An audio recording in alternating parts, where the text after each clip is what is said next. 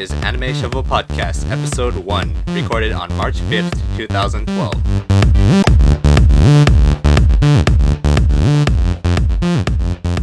Hello everybody, welcome to Animeshovelpodcast, Episode 1, the show about the hot trending anime today, brought to you by fiery, passionate, awesome fans of anime. My name is Alex K, head host, editor, and stuff of the Anime Shovel podcast. Today we have a group of awesome guests to speak about Steins Gate, which is going to be our main topic, and we're going to tangent off into some interesting subjects such as real-life locations in anime, and product placement such as Dr. Pepper.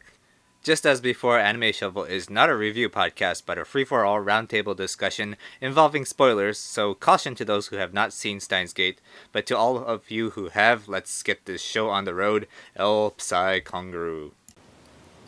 Hey guys, how's it going? This is episode 1 of Anime Shovel Podcast. We have a handful of people here joining us today. We'll just introduce ourselves like last time, except this time we're going to tell our least favorite anime. So I'm Alex. My Twitter handle is Kazella, or Alex K backwards. And my least favorite anime is School Days. Okay, I guess I'll go next. My name is Hiroki Matsuuchi. My Twitter handle is hmatsuuchi. That's the first letter of my first name and my last name written out. I know it's super creative. And my least favorites, I don't know if you call it anime, but my least favorite computer animated movie was Final Fantasy VII Advent Children. I'm a huge Final Fantasy VII fan, but I gotta say, despite all the fan service, the movie was a little bit disappointing. We get ya. Okay. I'm glad I'm amongst friends. Yeah, I'm Cerberus Tenchi. My Twitter handle is @CerberusTenchi. And my least favorite anime must be Death Note. Okay, John. Okay, that's okay. My name's John. My Twitter name is Krimotaku. Let's see. My least favorite anime would be Clannad the movie. Oh, I haven't seen the movie. Don't watch it. Don't. Because right now my standing for Clannad is perfect. All right, Brandon, you there? Yeah. Yep. So this is Brandon. Twitter handle's kenohki. Don't know if I'd say least favorite anime, but pretty much anything Shonen Jump. Fair enough. All right, and we have one other guest on the show that doesn't have a mic, unfortunately, but is in chat. It's Blacklight. Where is his Twitter? Is @black _light_st. And what did you say? Oh, his least favorite is Strike Witches, apparently. Alright, guys. So, what are we talking about again today? Why we hate these shows. Well, you know, that might why be... we hate these shows. That might be an interesting topic to cover. Yeah. Do you want to talk about why we hate these respective animes? Maybe we can go over that at the end. Possibly. Okay, sure. You're the boss. Let's see. I have my notes all mixed up in the chat room. But we're going to talk about Steins Gate, and possibly Bakemonogatari and Fullmetal Alchemist, depending on time. Woohoo! Alright, so let's start by talking about Steins Gate. Alright, so, I actually didn't watch Steins Gate, when it started airing. I, marathoned it. Me too. I wasn't really sure what the freaking hype was about. Actually, I was recommended this anime by my brother, who's in college right now, and I was surprised that he actually even watches anime. And and I thought I was the bigger anime fan than him, but he's like, you have to watch Steins Gate, it's super awesome right now and stuff. I'm like, okay. I think I watched the first episode, I'm like, man, what is this? Mm-hmm. But with all the hype, I started watching it. I couldn't stop watching it. By the way, this is spoilers full of spoilers, so go ahead and unleash your madness. It's a big Dr. Pepper product placement. Yeah, and the hype is all about, all about that. Dude, that was Very perfect. Nice. Do you have that on a soundboard or something, or? Beautiful. No, it's on my phone. It's my SMS ringtone. No way, really. Yeah, no, I mean, That's brilliant. like Alex. Actually, Alex was the one who turned me on to this anime, and I marathoned it as well. And I have to admit, like after the first few, I think maybe the first 3 or 4 episodes, I didn't see what the big deal was. And I thought, to be honest, it was kind of boring. The pace was really slow, but it really, really picked up kind of halfway through the season. But there were a lot of kind of weird things that I didn't really understand. I mean, I say probably out of all of you guys, I know the least about anime. But I mean, I was very curious. Why did they choose CERN as the evil organization? I've been wondering that for a while. I mean, CERN is a real organization, a real international organization. Why was CERN in this anime this evil organization out to control the world? Because CERN is apparently able to create a black hole that could destroy the world. Right. Going from particle accelerators I think it's in Geneva, right, to creating black holes, time travel. Yeah, it's actually a giant ring underneath the Swiss Alps, so it's not really just Geneva. It's more like half of Switzerland is possibly in there. As far as I know, they haven't created any time-traveling devices yet, though, have they? That's what they want us to believe. It's all a conspiracy.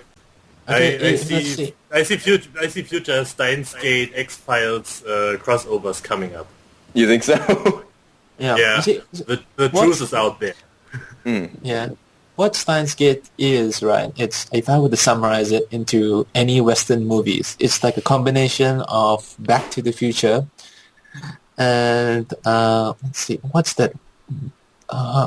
It's not exactly Butterfly Effect, because Butterfly Effect is too easy for a time-traveling show. It's like you got the mad doctor, slightly senile, and then we have, well, let's see. Damn, the movie escaped me. There was another movie that I wanted to mention. It'll come back to me later. Yeah. But I would say that if you enjoy stuff like mystery and Welcome to the NHK. You combined Welcome to the NHK and anime with Back to the Future. You have time travel and all that, and then you got the freaking conspiracy theories that the NHK is trying to get you. And in this case, to this poor doctor, it's CERN. He talks to his phone all the time, doing some sort of audio log, but I don't think he's recording anything. But yeah. It's all in his head. Yeah, no, exactly. That was another one of the things I didn't get. Like, in the beginning, it really sets up the main character, what's his name? Rintaro Okabe, right? Yeah. Okabe. As kind of this crazy guy, this paranoid guy who Hoin-kyoma, right. He seems completely off his nut. Like, at times he opens his phone and, talks to, I don't even know who, about the organization that is out to get him. It's me. But I mean, you think that this guy is just paranoid, but it turns out, in fact, he's absolutely right pretty much about everything that happens. Right. But, his little insanity is actually what makes the show also so entertaining, right? Yeah.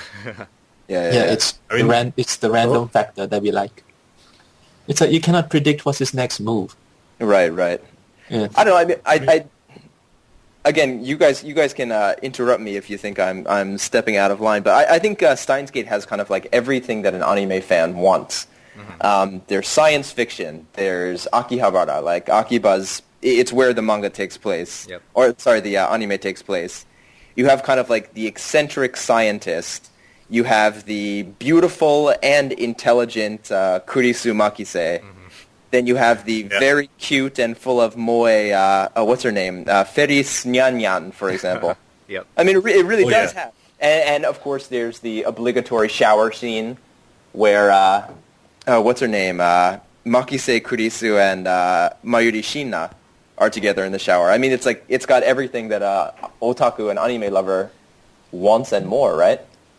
Not to mention the... I have to watch that episode. Yeah, the trap Miko. Yes, the Miko and the trap. Partially trap. Since, No, it's a trap. In one timeline. In one timeline, yeah. Right. So she Okay. untraps him. Oh, jeez. I'm saying she and he, Yeah, it's. but he's a guy. that was such a weird part of the show.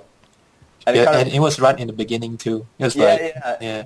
And it really highlights kind of like, I mean, you really get, I think, a really good taste of what kind of person, Rintaro Okabe is. He's crazy. He comes off as incredibly arrogant and disrespectful, but at the same time, he's very open-minded. He's willing to dismiss some of those kind of peculiarities about other people. And, this kind of gender-bending character, he's really good friends with her. Really good friends with this character. It. Yeah. Yeah. It's her. We'll say her. Him. Yeah, whatever. Yeah, it's like that character from Bakato Testo. He's a sex of his own. Yeah. He's not Yeah. really a guy, so he has his own toilet and everything. He did. So, Yeah, he even has his own onsen bath. Oh boy. yeah, That's one episode. there's like boy, and then there's like man, and there's woman, and in between there's his. Hideyoshi. It's Yeah. special. Yeah, Hideyoshi. Sounds like a Russian. I've heard that in Russian, the language, they have male, female, and neuter, right? Yeah. Any Russian speakers out there? No. Okay. Yeah. Now, one thing I want to point out about Steins Gate is, like, I was, I guess, heavily spoiled before I started it. Mhm. I think it was because of Twitter. Damn you, Twitter. Sometimes. Yeah. But I think it was still airing, and I heard that Shina Mayuri dies. No. I was like, no. But then I thought, after seeing the first episode where Makise Krisu dies and then comes back to life, at that point I'm like, anything really can happen in this anime. Yeah, definitely. So if Shina Mayuri dies, it's gonna be about trying to get her back to life or something. Right. That's what I thought. Exactly, that's what happened. Yeah, no, I mean, like, that's the thing. Like, the first half of the episode is building the time machine, sending the messages through time. But, I mean, the second half is entirely based on trying to save Mayuri Shina. Right. Yeah, it was really intense, fast-paced. Yeah. I don't know. Alex and I were talking about this when I just finished anime. We were talking about, like, kind of places where the plot falls apart a little bit. Mhm. What, did you guys put any thought into any places, any inconsistencies in the plot? Plot holes. Plot holes, yeah. I pretty much just summarized it as the butterfly effect, because he was pretty much fighting, the undefeatable, destiny, fate, or whatever they call it. Right. Yeah. What was the deal with the what do they call it? The divergence factor. So if the divergence factor reached, what was it, 0.1, then he was back to his original timeline. Is that how it worked? Like, the Yep. events that happens around him would, increase the divergence factor, I guess, and then once that reaches that percentage, he'll be able to diverge into a different timeline. So wait. So let me get this straight. The first message he sent back in time was what initially sent him spiraling off in that direction, right? Right. And then the entire story is spent getting him back to the place essentially where he started, Right. right? Mhm. And then, of course, in the very end, this is a huge spoiler, but he repeats the actions that happened in the first world line so that it seems as though... So the story could be started all over again, essentially. Right. The whole Yeah, idea you is see- like, you can never escape your fates, right? Yeah, when you watch Steins Gate and you try to visualize, the timeline and all that, to tell you Right. the truth, it's just like one of those visual novel Japanese games like Fate Stay Night and all that. You have a rule, you have the ultimate route, the normal route, what the normal finishing saber route, and then you fuck up somewhere, and then and you just continue playing the story, and then you fuck up even more, and then you die in the most horrible way possible. So. Yeah. So what he's doing is right. It's like, he made the mistake by not saving. So now he's just going back in time, making sure he makes the right decision so he can get back to the very first choice he ever made. Yeah, So, yeah. When you think about it that way, it's kind of like this character, for all that happens to him, for the countless times that he watches Shina die, at the end of the anime, he's exactly back to where he started, isn't he? Yep. Yeah, see, if I were to summarize, right, because the only game that I have never played the game Fate Stay Night, but I have seen someone play it. And Steins Gate, the results you get in Steins Gate is just like Fate Stay Night. And it's only one portion, just the beginning, the church. It's very simple. No matter what you do, and you go into the church, and no matter what choice, what decision you make in the church, you will freaking die. You get into the church, you go to the left door, you die. You go to the right door, you die. You go to the middle, meet the priest. You get 2 more choices, and both of them still leads to your death. So, yeah, Steins Gate. So that's what Ocarina actually, experienced when he was trying to save Christina. What's her name? Shina Mayuri. Yeah, Mayuri. So he has gone through that whole, Fate Stay Night church effect. Right. Yeah, no matter what he does, she keeps dying. Even if he saves her from getting hit by a train, she gets shot. Even if he saves her from getting shot, she gets run over by a car. Something's always there to get her. Yeah. Then, see, after going through all this, all these problems and trying to come up with solutions, it just hits him. And to speak in Fate Stay Night terms, the decision was simple. Don't send a message in Fate Stay Night. Don't go into that freaking church. That's it. Well, I mean, I guess that brings me to one of the things that I thought was kind of a plot hole. So, like, he during the first half of the anime, he and all of his friends send these messages into the past. The emails. Exactly. And every time they send a message, they change world lines, and he's the only one that notices it. So then, kind of to undo it, he has to go back and undo all of them in order, which is one of the things I didn't get. I mean, the anime would have been a hell of a lot shorter, but they could have just... sorry, I'm being told to be quiet. But, I mean, they could have just... couldn't he have just gone all the way back to his first initial decision, his first message that he sent, and just not send that, and skip all of the interview? Or am I just crazy? Technically, it would be possible, but the thing is, if he doesn't do it in order, right, he would possibly go to a different timeline then. Well, he had to undo all the things anyways, or else, what's his name would stay as a girl. Right. What were the other ones again? Feris Nyanyan's father. Oh yeah, Akiba would not would exist. be like a fan retail place or something. Right. Yeah, Mr. Brown. Mr. Brown. Exactly. Yeah, Mr. Brown would kill. What was the other? Who was the girl who was always using her cell phone? The Facebook girl, the FB girl. Let's see. Shining finger. Moeka. Yeah, exactly. I remember all of Okabe's nicknames. Yeah, exactly. Yeah, exactly. It's difficult to actually remember their names. That's why I have the Wikipedia page open in front of me right now. Thank you, Blacklight. Yeah, I guess that the limitation in this time travel theory for Steins Gate, right, is memory. He can only go back to what he knows, but he cannot go back to anything else. Think of it as a stream. He made all these decisions, and he can only follow that stream. He cannot go to a timeline that maybe he didn't meet. Let's see. Yeah, I guess pretty confusing after that. I just lost myself there. Right. Thanks for driving me mad. Yeah, no, I mean, I think, with any time travel anime, like, you kind of got to settle on rules for time travel. Like, in some of them, you can never actually change the past.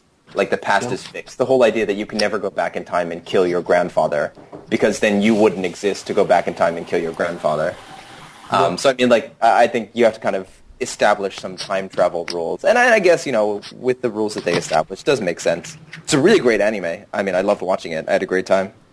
Well, basically, like, that Okabe wasn't thinking about, just jumping back to his original one, because until he got to the very last, stage of their little plan, he finally realized that by undoing it, Chris will die. Yeah, exactly. And she sort of does die, right? Well, that's what he had to do. He had to deceive himself and the world. Exactly. But I like how that was. you mentioned, like, since it is based off like a visual novel game, like that last part where Ocarina like ultimately fails and to save Chris the first time, that really feels like a bad ending. Mm. And then he gets one more chance to redo it. Right. It's kind of cool. Yeah, no, it was a really interesting anime.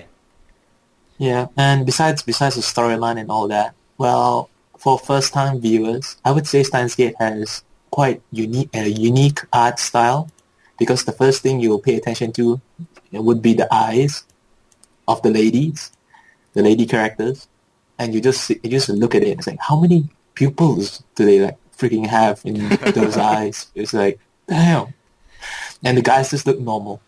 And you look at the girls, it's like, okay. Yeah, you're right. Hugh's art style really does have that. Yeah. And it's appealing at the same time.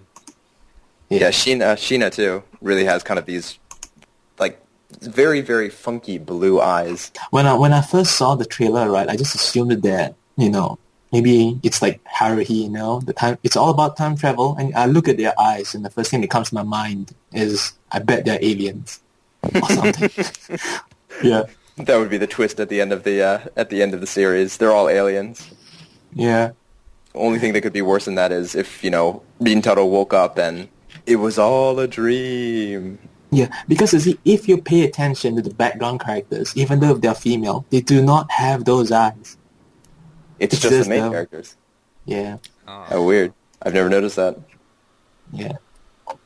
Well, it's a time traveling film. You want to pay attention to every single detail.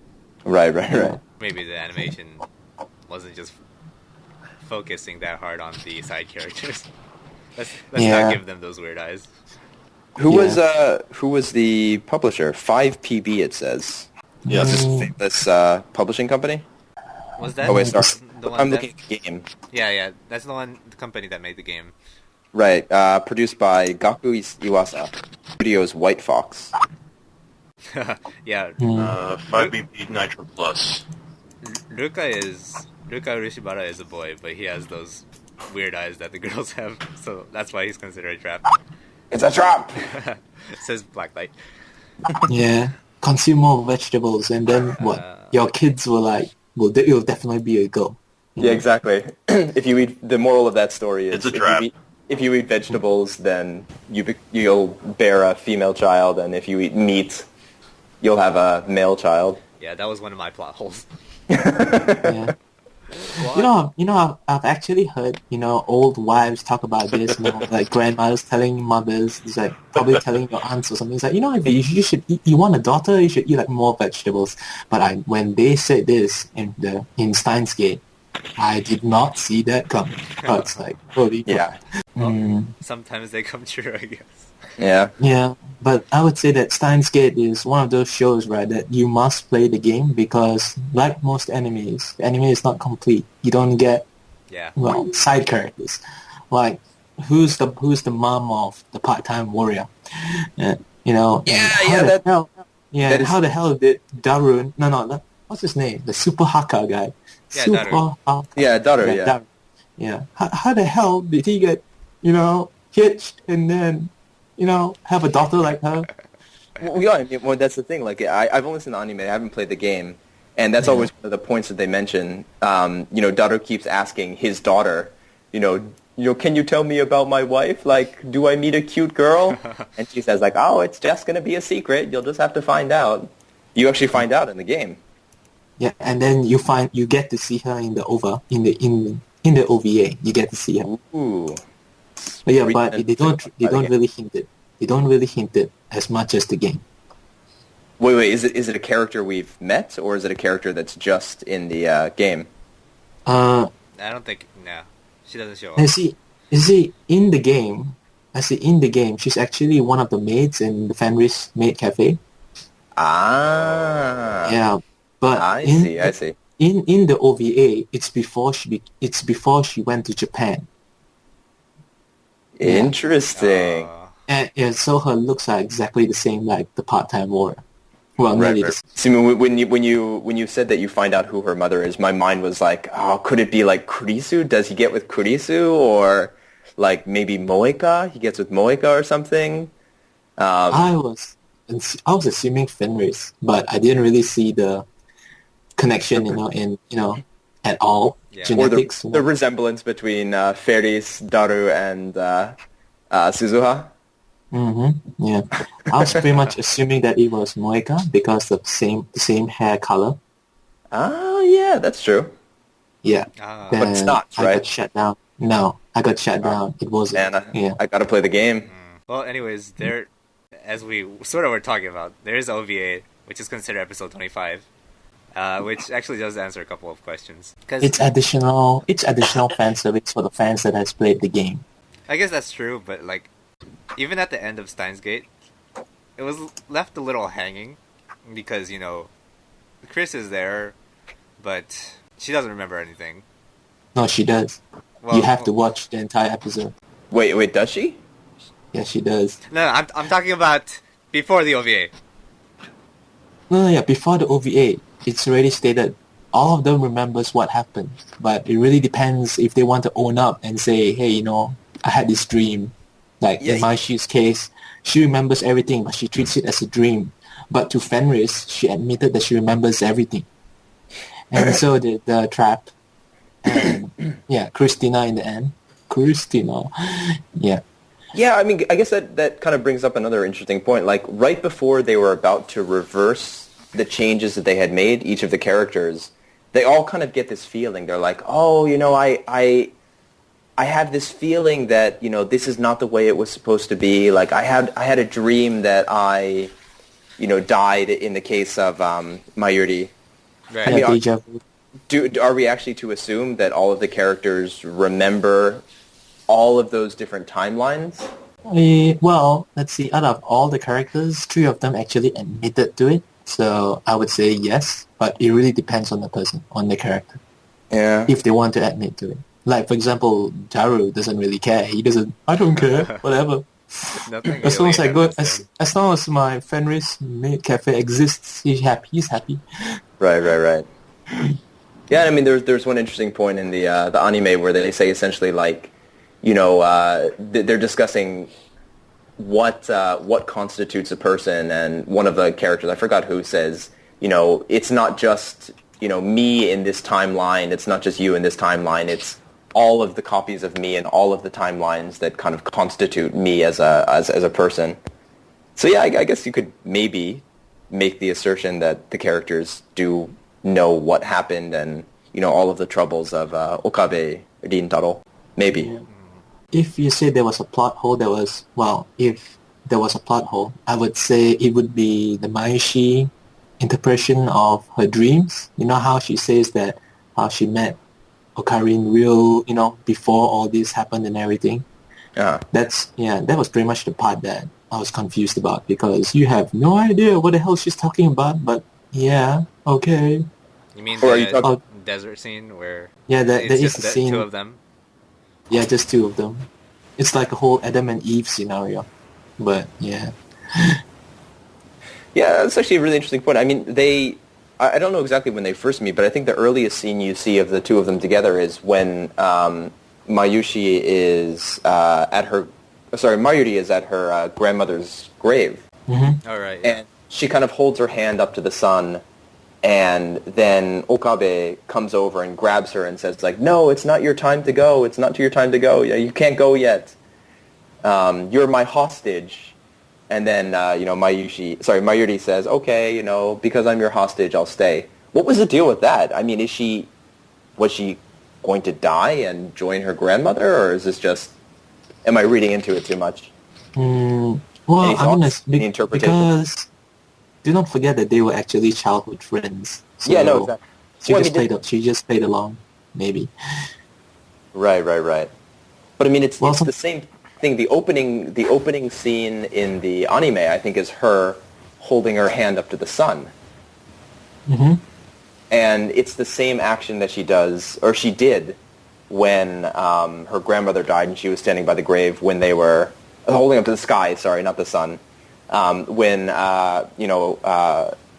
Mayuri was at her grandmother's grave and Rintaro kind of grabbed her and said, "For the first time, you're my hostage." I wonder if that has any significance. Kind of hard to say. You're talking about a girl that lives in a dream, and a mad scientist. Okay.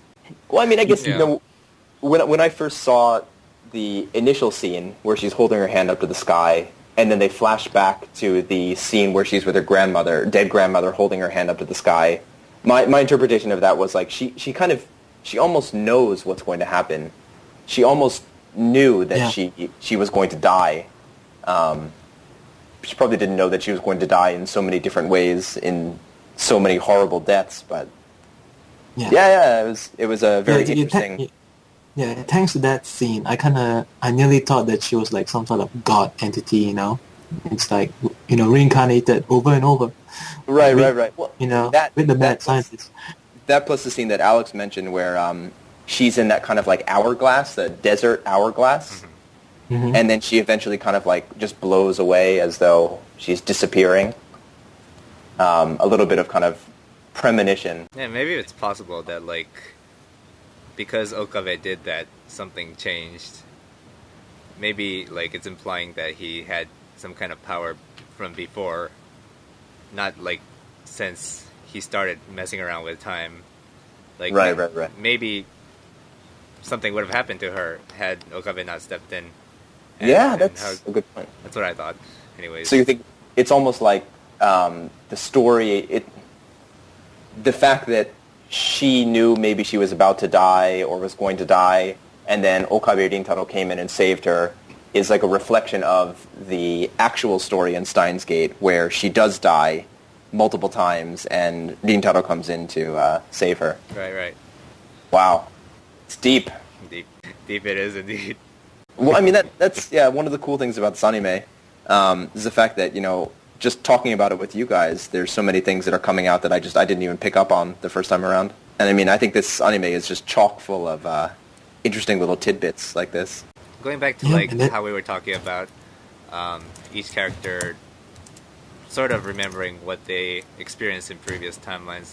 Like, now that I've thought about it, it's the guys that have like the most change in between their timelines that actually remember stuff.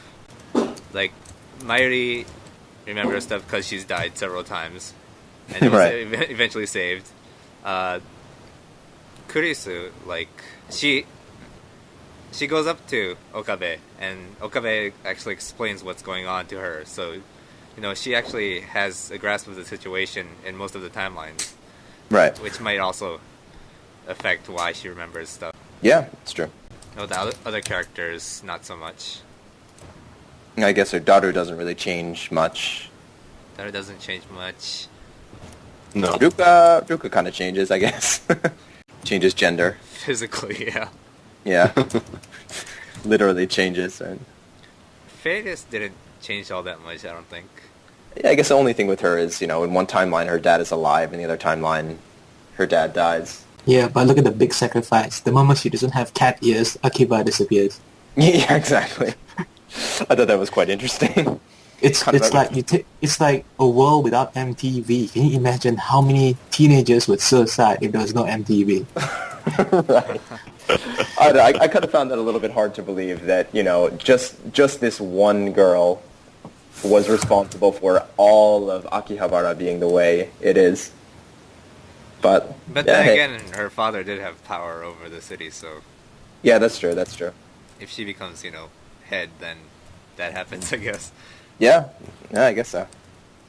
It's really interesting how they take, like, real places in Japan and, like, add this dramatic happening to it, I guess. Well, I mean, that was how, I think we talked about it on an episode of BC a long time ago, where they actually recreated the crashed, what you think is a satellite, but turns out to be a time machine. Oh, right. In the, what building was it? The Radio Kaikan building. Radio Kaijai. Yeah, Radio Kaikan building in Akihabara. It's so sad. I was just there, and, like, I think it's only, like, the first floor now there that's still remaining. Like the entire building's gone.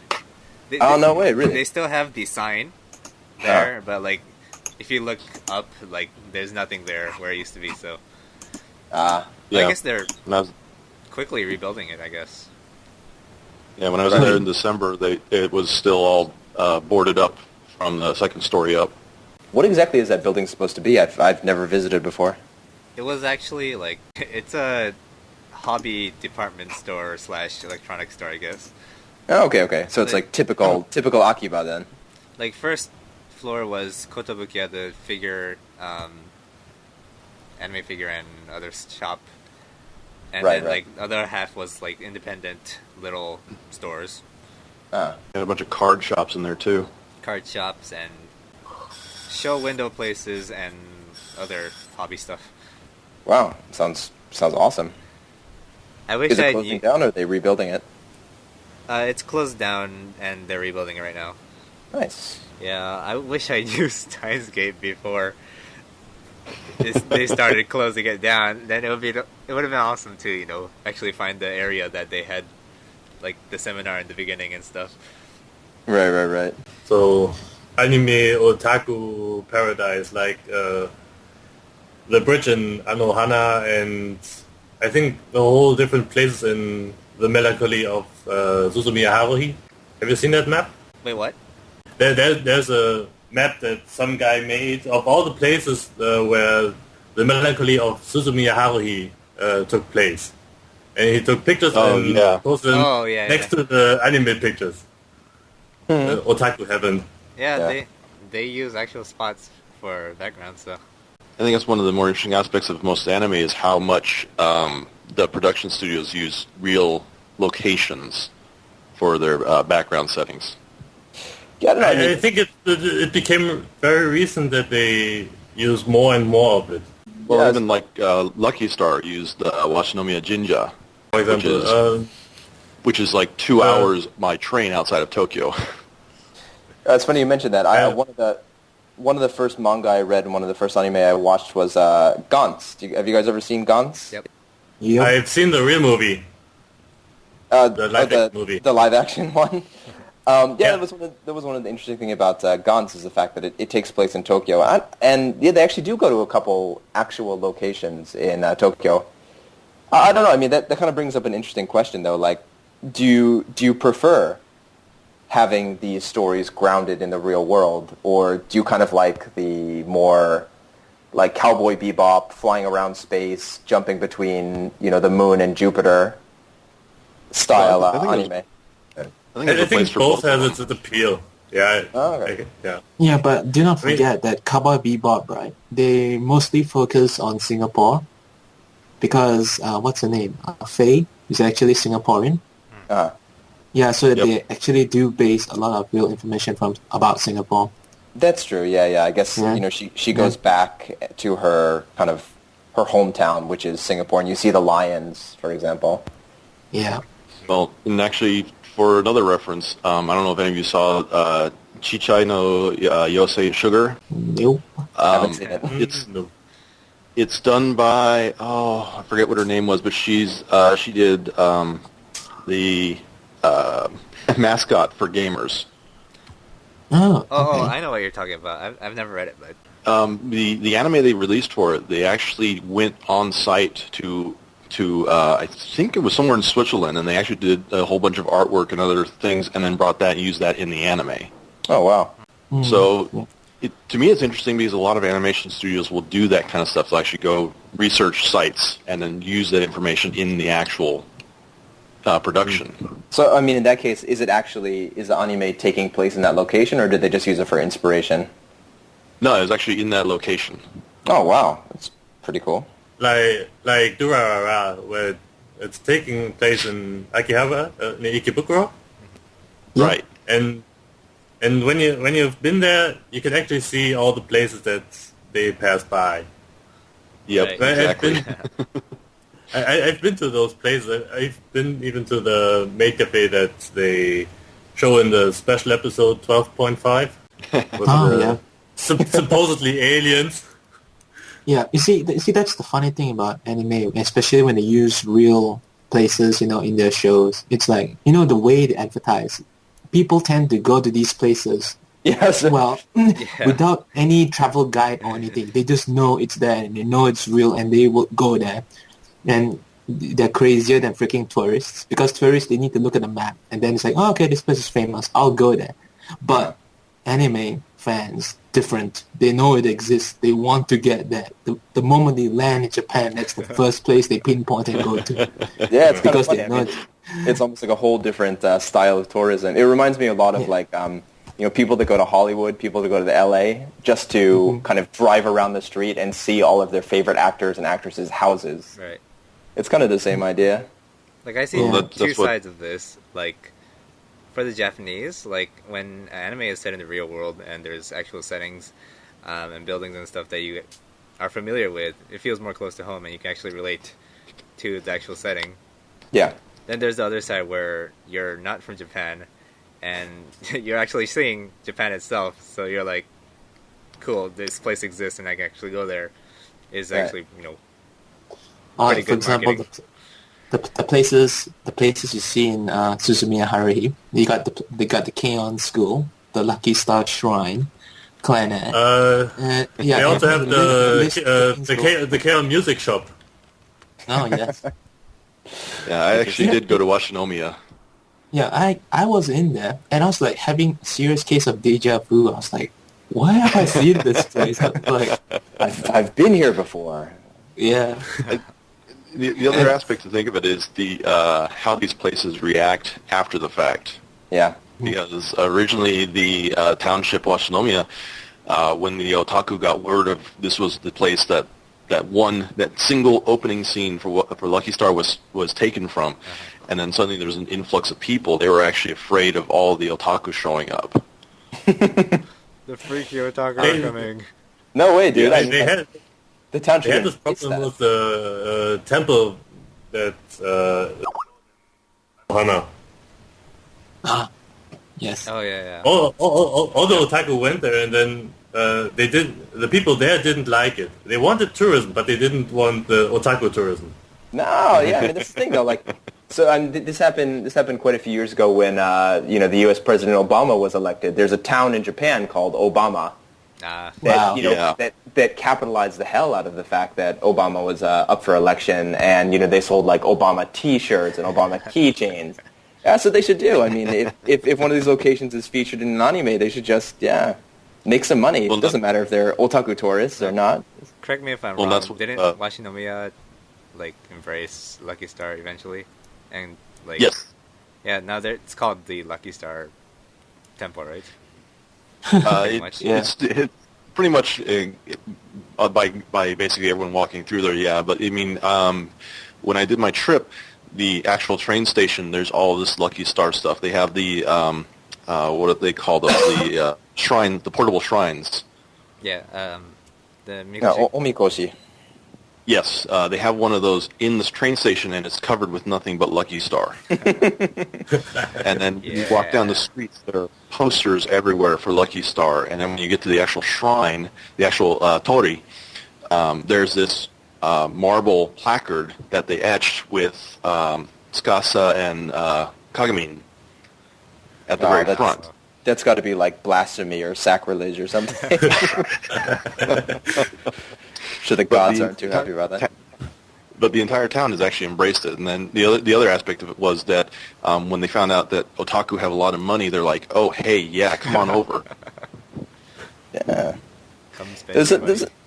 I guess this is kind of a similar topic to, actually featuring real locations in anime. But one of the things that I think we mentioned at the beginning of the show was the fact that Dr. Pepper played a pretty prominent role in the anime. I was kind of curious about this because all of the other snacks, they had kind of fictitious names, except for Dr. Pepper. Dr. Pepper, I think, was the only one that was actually called Dr. Pepper, which is the choice drink of mad scientists.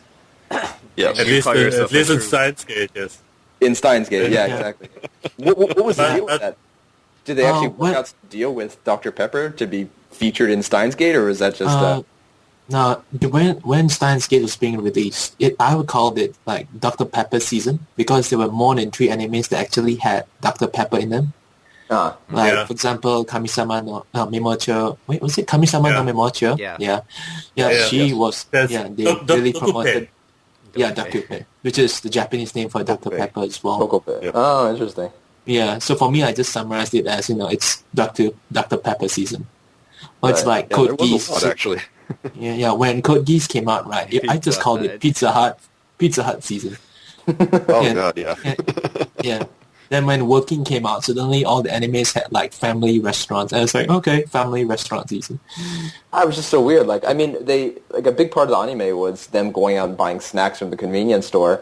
And I mean, you can see a lot of products that you could find in a convenience store in Japan, but they all had like slightly parodied names. Yeah, like typically, Yeah. I think but that's probably due to copyrights and stuff. Yeah, but what was the deal with Dr. Pepper, though? I mean, do you think they worked out some arrangement with them or something? I thought it was kind of bizarre. Probably. It's the only way they would have been able to do it, yeah. Right. I mean, I guess it's great advertising for Dr. Pepper. Yep. And to me, that was great because when Dr. Pepper picked up, now all the convenience stores now sell it. No shortage of Dr. Pepper anymore. Yeah. For you lucky guys in Tokyo, I haven't seen Dr. Pepper in years. And Tokushima. I was in Akihabara and like one of the stores had like a freezer dedicated to Dr. Pepper. Dr. Pepper. I think it had like Diet Dr. Pepper and Cherry Dr. Pepper. I'm like, how did you get these? Man, Cherry Dr. Pepper is fantastic. I was really surprised. Did they call it like the Kyoma Hoin special or something like that? There was one store towards the back of Akiba that before it was a vending machine that was promoting Steins Gate, but this one was just Dr. Pepper itself. So maybe all the anime combined together that promote Dr. Pepper. Maybe. And you call yourself a true Dr. Pepperian.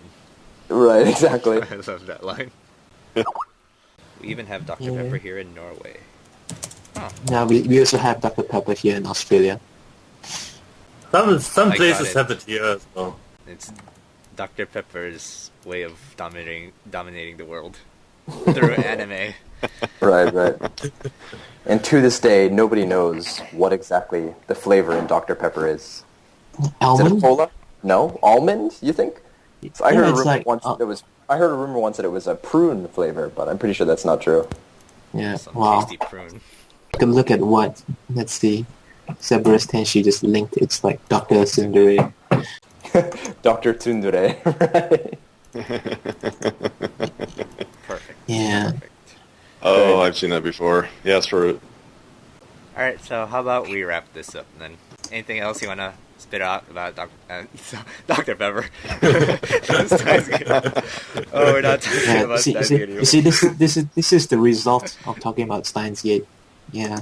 Right. We're gonna go out and buy Dr. Peppers now. When you're done with freaking Steins Gate, I can guarantee you will end up drinking Dr. Pepper sooner or later. You know, I was thinking exactly that same thing. I was like, man, I could really go for a Dr. Pepper right now.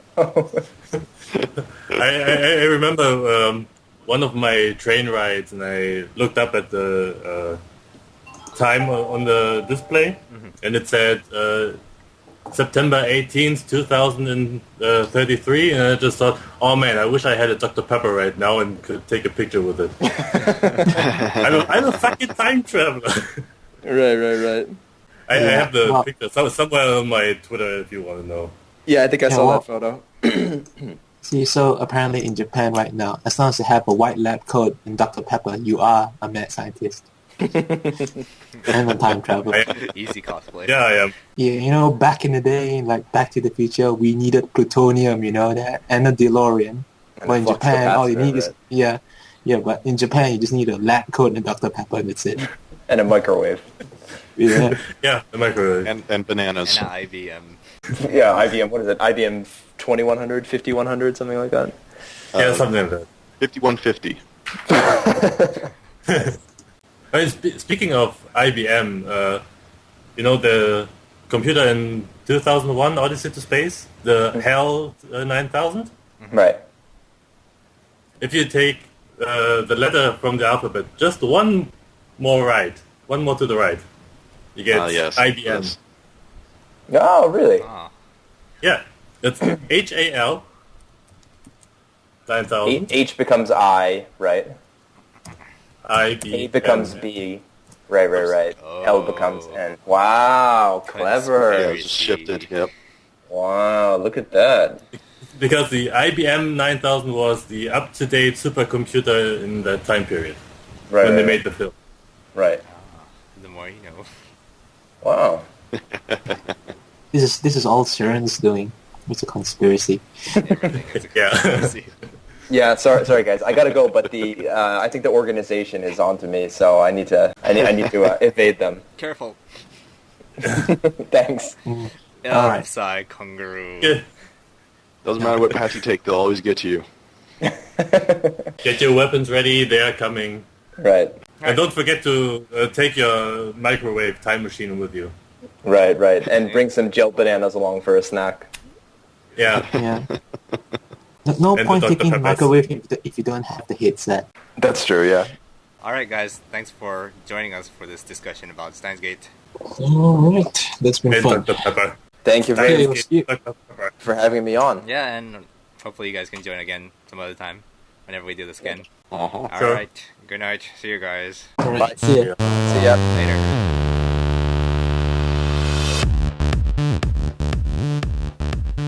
Alright guys, thanks for listening to and tuning in to the Anime Shovel Podcast, the official episode 1. You can find our show notes at our base of operations, which is our Tumblr at animeshovel.tumblr.com. You can follow us also on Twitter at animeshovel, and you can give us a longer comment or message to our email at animeshovel@live.com. You can even follow us on YouTube at youtube.com/animeshovel, one word. It's a video version, which is just audio podcast with some art on top of it, which is pretty cool. If you prefer YouTube, then you can subscribe to us there. And you can even subscribe to us on iTunes now. Just search for Anime Shovel in the iTunes store, and you can download our podcast or subscribe there.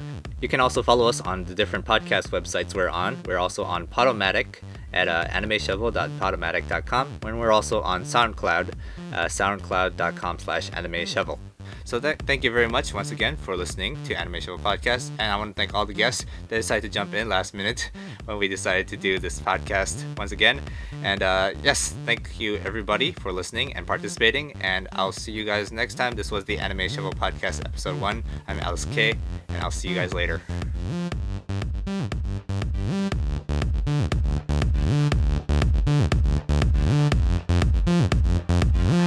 What if we were entering into a new time?